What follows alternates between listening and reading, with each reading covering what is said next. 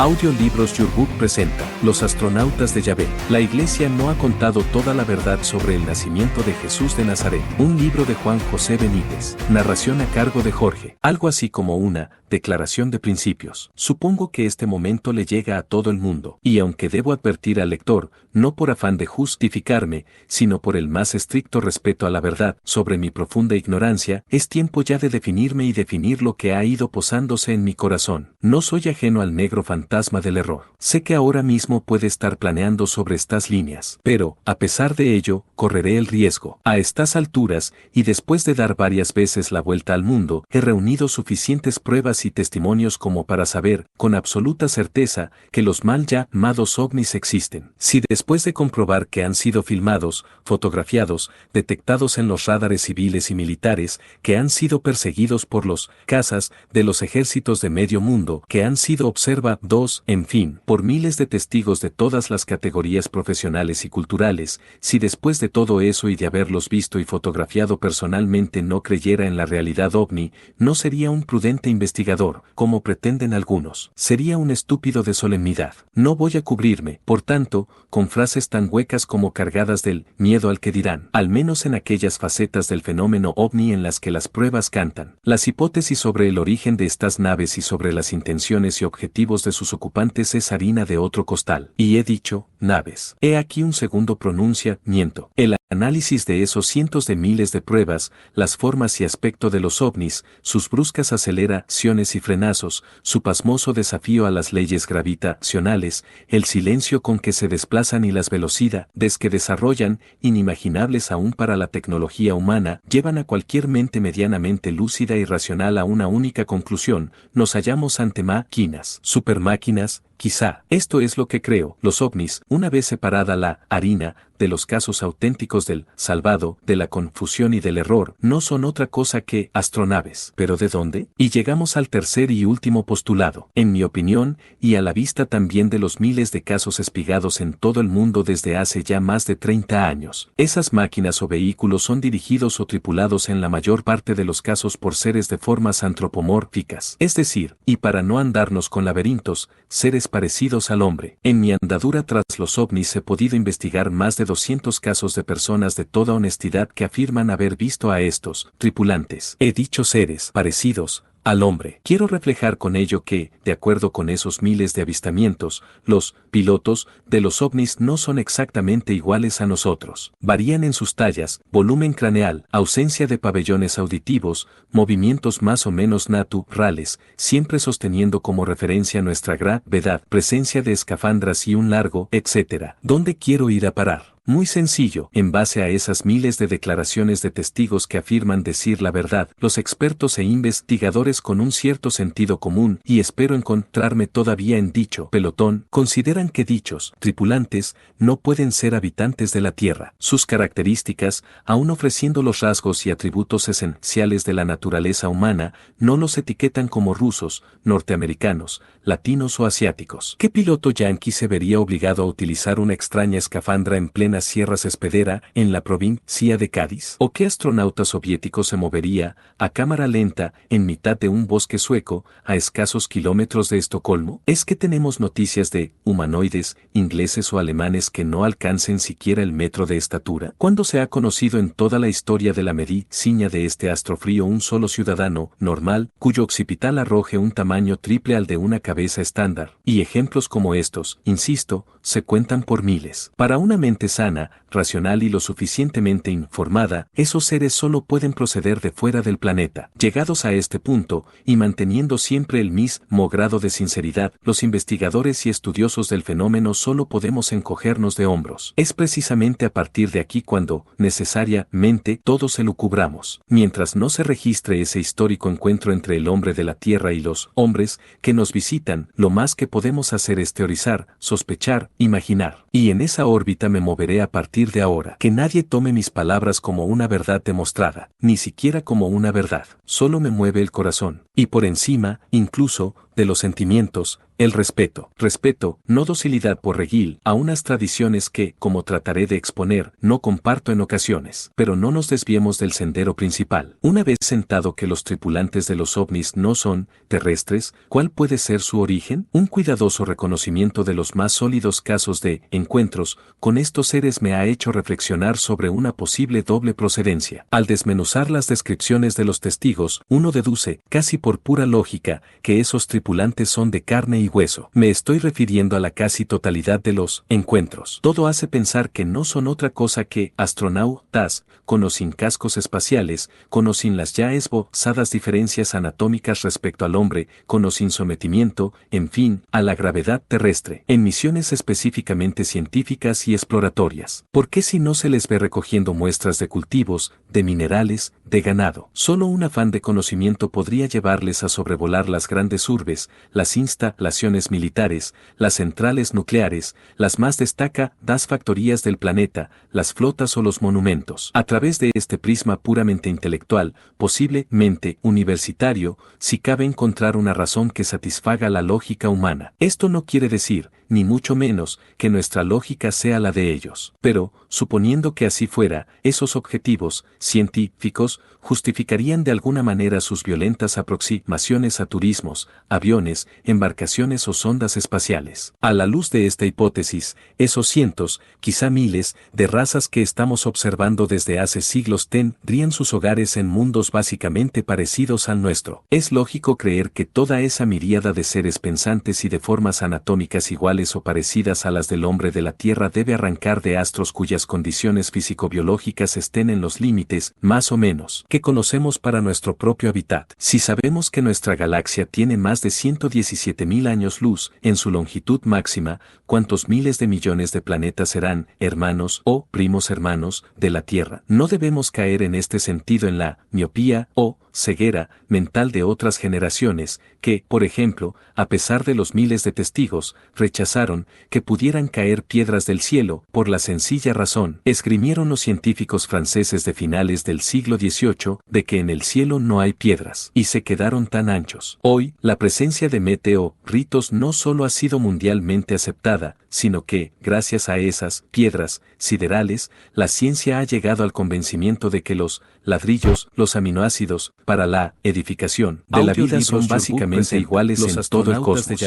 Entra dentro de lo posible también que parte de esos visitantes proceda, no de nuestro universo físico y visible, sino de otro o de otros llamados paralelos, cuya comprensión se hace todavía más angustiosa. Esos universos, seguramente, son tan físicos y mensurables como el que apenas conocemos y que nos envuelve. La gran diferencia podría estar, siempre de la mano de la especulación, en el hecho evidente de que no logramos verlos ni registrarlos. Y, sin embargo, como digo, pueden ocupar el mismo espacio y el mismo tiempo que el nuestro, como limitan las palabras, aunque sometidos a ritmos o vibraciones atómicas diferentes a las que conocemos. Por esta misma regla de tres, nuestro cosmos puede permanecer ignorado para muchas de las posibles civilizaciones que habiten en dichos universos paralelos y que no hayan alcanzado aún el suficiente nivel técnico o espiritual como para descubrir esos otros marcos dimensionales y viajar hasta ellos. Este, precisamente, puede ser el camino para los grandes viajes interestelares o para pasar de unos a otros universos. Supongamos que una raza ubicada en un universo paralelo alcanza un nivel técnico capaz de detectar otros mundos habitados, pero en un cosmos como el nuestro, es decir, invisible del todo para ellos. Bastaría con hacer saltar una de sus naves o vehículos de su marco tridimensional natural al nuestro, y esos astronautas de carne y hueso aparecerían, por ejemplo,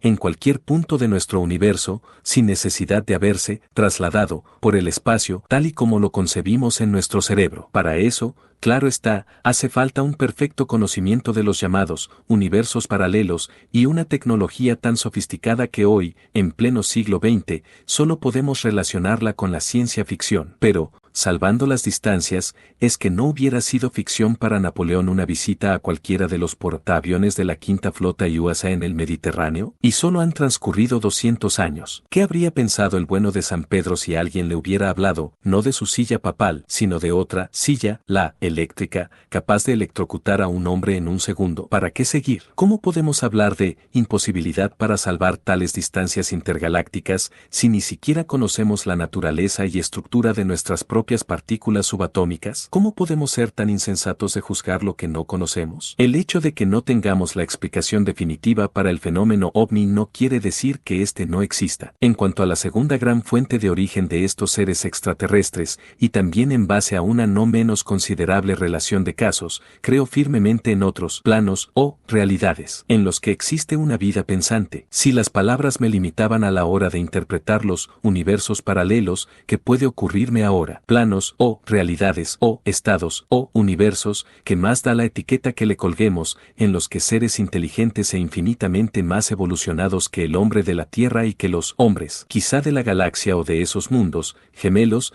vivan bajo formas físicas tan asombrosas para nuestra mente como pueda ser, por poner un ejemplo, la pura energía lumínica o mental. Seres, quizá no encadenados al torrente del tiempo, como ocurre con nuestra civilización. Seres adimensionales tan cercanos, en definitiva, a Dios, que solo podrían ser asociados con el pensamiento o con los sentimientos. Seres que quizá escalaron esa cómoda y desconcertante vida después de un largo y penoso proceso de perfección. Seres, quién sabe, que quizá fueron creados directamente en dicho estado. Seres, en fin, capaces de penetrar en los miles o millones o infinitos marcos dimensionales, tan ajenos como distantes de su hábitat, y que, de alguna forma, tienen encomendados. No creo que repugne a la razón la existencia de entidades cuyas estructuras mentales, otra vez las palabras, hayan alcanzado niveles tales de perfección que se vean libres de las cadenas que todavía sujetan a formas humanas como la nuestra. Obviamente, y al estar mucho más cerca de la verdad que nosotros, esas civilizaciones podrían entrar o descender a planetas como la Tierra con objetivos radicalmente distintos a los de la pura investigación o exploración científica. Su presencia a lo largo de la historia de una humanidad como la que está pasando sobre el planeta obedecería, por ejemplo, a necesidades de rango superior. Estoy más convencido cada día de que nada queda al azar en los universos o en nuestras existencias individuales. Pero antes de aventurarme en el análisis de esas estrategias o misiones de rango superior, quisiera ir más allá. Es más que probable que, a partir de unos niveles mínimos en el desarrollo mental y tecnológico de las razas que pueblan los infinitos cosmos,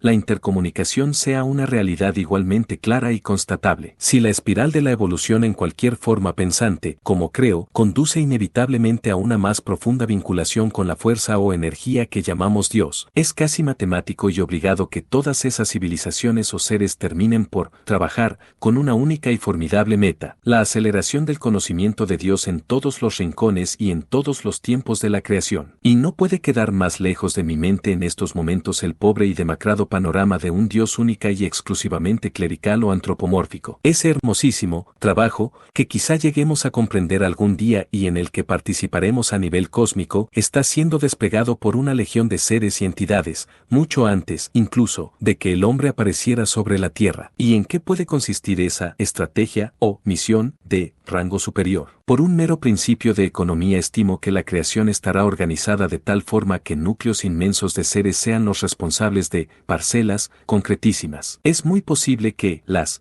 responsabilidades aparezcan en razón directa al índice de perfección de tales seres o paquetes de seres. Echemos mano de un ejemplo que, aunque grosero, quizá ilustre lo que intento definir. Todos somos conscientes del grado de responsabilidad y desarrollo técnico y espiritual que llena nuestro mundo. Aunque nos duela, ese termómetro o radiofaro de la humanidad del planeta Tierra arroja una temperatura y unos destellos tan fríos y débiles que sería poco menos que una locura otorgarnos la tutela de una determinada área universal. Tal y como se comporta nuestra civilización, los hipotéticos seres pensantes a proteger recibirían de todo menos ayuda. Es más, suponiendo, como supongo, que una de las banderas más respetadas en el orden cósmico es la de la libertad individual y colectiva, difícilmente puedo pensar en mensajeros, misioneros u operarios de la gran energía que no hayan superado, y con creces, este principio sagrado. Es muy posible, incluso, que solo a partir de muy altas gradas en la escala evolutiva sea posible la intervención o mantenimiento o vigilancia en universos o mundos que están en los comienzos de esa gran carrera hacia la perfección. Una vez sentada esta premisa, todo resulta más fácil. Los mandos intermedios, en ese formidable escala FON, que deben conformar las criaturas al servicio de la perfección, conocen su trabajo y lo cumplen y ejecutan, siempre de acuerdo con principios y programas establecidos a niveles superiores. Y aunque tampoco me satisface, he aquí otro ejemplo que, ojalá, puede que simplifique mis pensamientos en esa caricatura de lo que Jesús de Nazaret quiso hacer y decir en el planeta Tierra, y que llamamos Iglesia. Difícilmente los mandos intermedios, obispos, llegarán a ocuparse personalmente del cúmulo de trabajos a que obligan, por ejemplo, las pequeñas o grandes parroquias de cada zona. Esas misiones, sencillamente, están en manos de la infantería, los sacerdotes. Estos, salvo excepciones, tampoco se sitúan en las órbitas del Estado Mayor, el colegio cardenalicio, que suele ser quien planifica y vela por las líneas maestras de la gran superestructura. Cada cual tiene su misión y el conjunto, al menos teóricamente, debe funcionar con un único propósito: elevar al hombre cada vez más en su dignidad de hijo de Dios. Pues bien, en una audaz traspolación, este podría ser el esquema de trabajo a escala cósmica. Y nosotros, los mundos como la Tierra, entraríamos de pleno, queramos o no, en el catálogo de las parroquias más atrasadas, polvorientas y maltrechas de la gigantesca diócesis que debe ser la creación. Y en nuestro caso particular, con ciertos agravantes de todos conocidos. Nuestra parroquia, en fin, es casi seguro que fue encomendada a concretísimos mandos intermedios de la jerarquía celeste, y con ella, otros muchos seres pensantes, también en pleno periodo evolutivo y ubicados físicamente en una o quién sabe cuántas galaxias. Esos mandos intermedios, siempre conectados al Estado Mayor, pueden disponer de legiones o miríadas de seres, la infantería, que son los encargados y responsables de poner en marcha, de ver cómo van las cosas, o de corregir todos y cada uno de los mecanismos que intervienen en el nacimiento y progresiva evolución de una colectividad de seres inteligentes. Encuentro perfectamente posible, y mucho más racional que las doctrinas tradicionales al respecto, que misiones de inyección, por utilizar una expresión terrestre, de la conciencia espiritual en determinados seres irracionales sea asunto de los mandos intermedios o incluso de la infantería que del propio Dios. Siempre he creído que la gran energía utiliza a esa inmensa lista de intermediarios suyos para perpetuar lo ya creado. ¿O es que el Papa es el responsable directo y personal del bautizo de cada nuevo cristiano? En mi opinión, e insisto en el hecho de que solo estoy teorizando, resulta mucho más hermoso y propio de un Dios generador que sean sus criaturas las encargadas, ni más ni menos, de la selección del momento y de los seres que, por sus características, están llamados a ser hijos del innominado. Pero para desempeñar esa trascendental tarea, como apuntaba anteriormente, se necesita una talla mínima en la espiral de la perfección. Nosotros, sencillamente, ni sabríamos ni podríamos. Una vez depositada en el ser la semilla o la chispa de la inteligencia y de la inmortalidad, los servidores de Dios, llamémosles ángeles, enviados o astronautas, deberán permanecer muy cerca de esa nueva colectividad, procurando que su libre albedrío no se vea anulado y que, al mismo tiempo, dispongan de los elementos mínimos para un lento pero firme proceso de integración en la magna comunidad de la que han surgido y de la que no serán conscientes por mucho tiempo. Esta apasionante misión, así me lo dicta el corazón, puede estar encomendada en ocasiones no solo a seres puramente energéticos o desprovistos de soporte físico, sino también a civilizaciones de carne y hueso, pero que hayan dejado atrás muchas de las miserias que todavía esclavizan al hombre del planeta Tierra. Civilizaciones supertecnificadas que pueden habitar en universos como el nuestro o, ¿por qué no?, en otros cosmos paralelos. Civilizaciones, en fin, que tuvieron acceso un día a buena parte del conocimiento de la verdad. Civilizaciones que, en esa espiral de la perfección, han llegado a tales extremos que puedan dominar el tiempo, las fuerzas de la naturaleza y algo peligroso y que galopa siempre a la sombra del progreso y que nosotros llamamos soberbia. Civilizaciones que nada tienen que ver, evidentemente, con la nuestra. Esos seres, a mí me gusta llamarles astronautas, pueden estar colaborando íntimamente con la infantería o con los mandos intermedios de escalas superiores y de naturalezas, repito, básicamente distintas a las suyas y, consecuentemente, a la nuestra. Ese entendimiento, ¿por qué no?,